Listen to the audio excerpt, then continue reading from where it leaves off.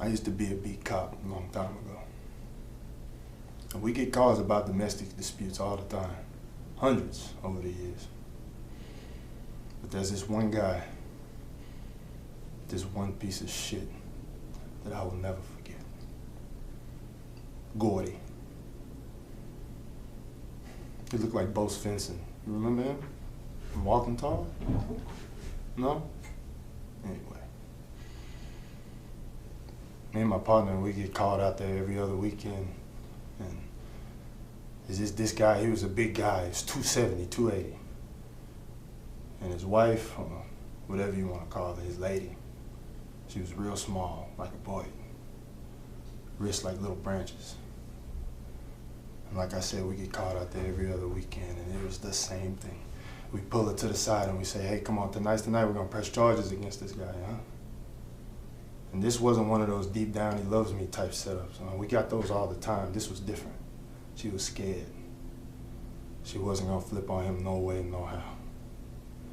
So, nothing for us to do but pass her off to the EMTs, throw him in the back of the car, take him downtown, put him in the drunk tank. He sleeps it off in the morning, he's out, back home. Well, one night, my partner's out sick, it's just me, and I get called over there again. Typical shit, you know, he broke a nose in the shower. So when I get there, I cuff him, I put him in the back of the squad car, and away we go, headed downtown. Only this time, on this particular night, this son of a bitch, this piece of shit, this asshole, starts humming Danny Boy in the backseat of my car. And it just rubbed me wrong. So, instead of left, I go right, out into the middle of nowhere. I take him out of the car, I kneel him down in the dirt, and I put my revolver in his mouth, and I tell him, hey, this is it. It's the end, tonight's the night. He's crying, swearing to God he's never gonna touch her again, shitting on himself, screaming. Well, as much as you can scream with a gun in your mouth, you know? I tell him, shut the fuck up so I can think about what I wanna do here. And he gets quiet, real still, like a dog waiting for dinner scraps. A few minutes go by, I'm pretending to think. Prince Charming here is kneeling down in the dirt with shit in his pants.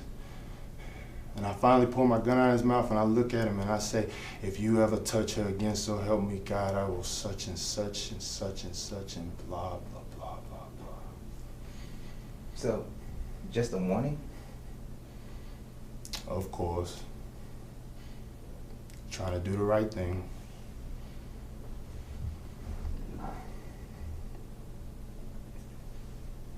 Two weeks later, he killed him.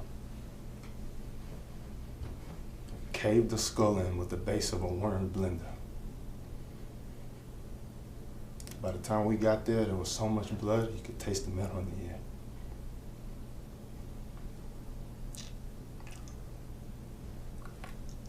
Moral of the story, Walter, is I took a half measure when I should have went all the way. Believe you me, I will never make that mistake again. You understand me?